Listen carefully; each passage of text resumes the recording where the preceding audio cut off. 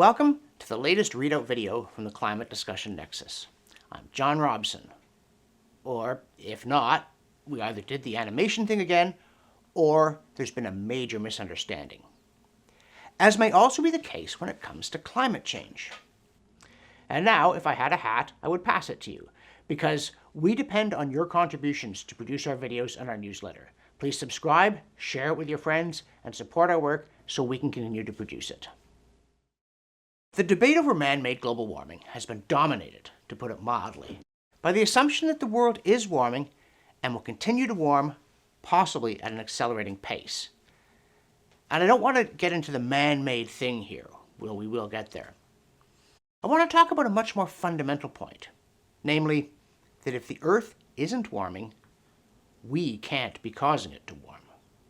So, what if it's not? I realize one swallow doesn't make a summer, nor one frost a cooling trend. But when an NBC email says, quote, 21 runners die in extreme weather at mountainous ultramarathon in China, end quote, you'd naturally assume it was due to heat. But actually, it was cold. And the fact that spring was unusually cool in a lot of places raises a very serious possibility. That the warming trend since around 1880 was partly natural, partly an artifact due to the urban heat island and various increasingly suspicious adjustments of government statistics to keep the panic going, and over. And if it is, there's going to be a lot of explaining to do. By explaining, I don't mean concocting elaborate theoretical ways in which humans could be causing a trend that's not even happening, although we are certainly getting such things. I mean explaining why there was such a rush to embrace those concoctions and to declare the evidence unquestionable when it was anything but. And here I don't just mean widely disregarded evidence that temperature drives CO2, not the reverse. I mean the widespread, aggressively enforced consensus that something was making temperatures rise relentlessly when, in fact, they weren't. Which brings us to the ongoing saga of various trolls and worse trying to discredit Stephen Koonin so as to avoid the inconvenient truths in his book Unsettled. And if you're wondering what's worse than trolls going, quote, not a climate scientist, end quote, and muttering darkly about an oil company, Will Happer, and a fake expert, try Facebook relying on some fact-checkers at climatefeedback.org who might better be described as fact-stoppers, and who rubbished Koonin's book, based not on reading it, but on a Wall Street Journal review prior to its publication. As the journal noted in response, these fact-checkers actually substituted vague conjecture for solid fact. Koonin responded with commendable robustness that, quote, Facebook's fact-checkers criticized what they imagined I wrote based on a 900-word review, rather than what I did write in a book of more than 75,000 words. They're no better than trolls who pan political adversaries' books on Amazon without bothering to read them. It's not the behavior of serious scientists, and it demonstrates the need for a book like Unsettled, which, among other things, debunks the notion of an increase in extreme weather, again raising the question, why is so much energy still being expended to blame humans for causing something that's fairly obviously not even happening? And on yelling, do something, while not doing it. Thus, the International Energy Agency's lovely 400-plus point plan for no more fossil fuels starting yesterday, which we discussed in our previous newsletter and video, was promptly implicitly rejected by the American government and the Australian one, and explicitly by the British, while the Polish government has called the EU's reduction plans unfair to poorer countries, and in Germany, whose green energy policy is an expensive mess, Chancellor Angela Merkel said nein danke to calls to ditch coal sooner than 2038, commenting grimly, quote, those affected need some reliability on the path to climate neutrality. I don't want to unravel this again after 1 year, end quote. Which again raises a question we've mentioned before. To the doom and gloomers, time is running out. So, will they put up or shut up? To give credit where due, 3 authors in the conversation, one with a PhD in politics, another with a PhD in atmospheric physics, and the third an ex-journalist, thus they were labeled, quote, 3 respected climate scientists, end quote, by Climate Home News, so apparently those degrees count if you're on the right side of the issue. Anyway, they recently acknowledged that some net zero pledges are mere greenwashing, including those shun your carbon and burn it too offsets. And they said it's time to stop pretending and crack down on greenhouse gases. But it's hard. For instance, the British government, whose sincerity is not in question, just its competence, brought in this problematic plan to outlaw gas boilers by 2035 and make everyone install heat pumps instead. But now it's sort of backed off as the appalling cost and limited usefulness of the plan become clear. But what is a zealot empowered to do?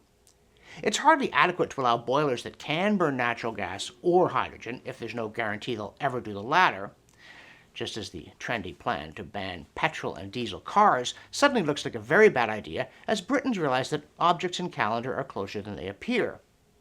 And out in the formerly Golden State, an NBC story headline, quote, "Californians warned to brace for another summer of energy blackouts," end quote, quoted the head of the state's power grid operator that, quote, "guarded optimism is a reasonable way to state it," end quote, which makes you wonder what he'd consider grounds for pessimism. And, in the same vein, the Canadian government maintains a sunny insistence that it will meet all its climate targets despite never having met one yet. And the one practical option, nuclear power with new and upgraded designs, remains largely taboo, almost as if most of these people were not serious thinkers. The newsletter also notes that some alarmists, depressed by the results of politics on climate, are trying to bypass legislators in that messy old public via the courts. Thus, a Dutch court just ordered Royal Dutch Shell to, quoting Politico, quote, "cut its own CO2 emissions and those of its suppliers and customers by 45% by the end of 2030 from 2019 levels," end quote. And that was in a story with the headline, "Powerful Signal. In a single day, big oil suffers historic blows on climate. Courts, customers, and Wall Street delivered rebukes to ExxonMobil, Chevron, and Shell," end quote.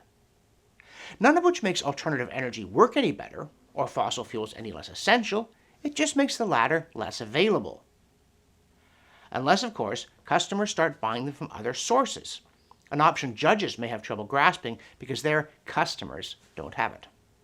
Now, speaking of alternative energy having problems, we also discuss a new paper from the Global Warming Policy Forum that warns that solar panels are chewing up Britain's shrinking farmland, due partly to a mistaken conviction that alternative energy has a small footprint and that there will always be food just because, and due partly to a very specific policy error that makes it easy to convert ordinary agricultural land to industrial uses. And yes, solar farms might sound organic, but they're industrial in the worst sense of that word, meaning toxic waste generating ugly, swelling lots on the landscape. Speaking of declining space for nature, this week's Dare You to Post It on Facebook challenge concerns trees. Specifically, quote, "I thought the Greens want us to be nice to trees." Well, global warming is exactly what trees want. It will accelerate tree growth, and as long as the forest industry adapts, the result will be more trees and lower costs for wood, which will benefit consumers everywhere. Poor countries near the equator stand to gain too. But the only downside is wood may drop in price so much that the big forest companies in Northern Europe and North America lose revenue. Other than that, it's win-win all over, end quote. Which once again comes from, you guessed it, the Intergovernmental Panel on Climate Change. Specifically in their fifth assessment report, it's 2013, Working Group 2, Chapter 10, Section 10.5.1.2, which says, quote, "Including adaptation and forest management, climate change will accelerate tree growth. This will reduce prices to the benefit of consumers everywhere. Low to mid-latitude producers will benefit too as they switch to short-rotation forest plantations. Mid to high-latitude producers will be hurt by lower prices, while their productivity increases only modestly," end quote. In the newsletter, we also serve some scallops, thanks to CO2science.org. Specifically, wrapped in a paper that tests the theory that so-called ocean acidification will clobber these and many other marine species by dissolving their shells. Apparently, the Antarctic scallop, Adamusium colbecki to its friends, doesn't agree, and nor do Pacific oysters, Crossostria gigas, when tested in the real world, not the lab.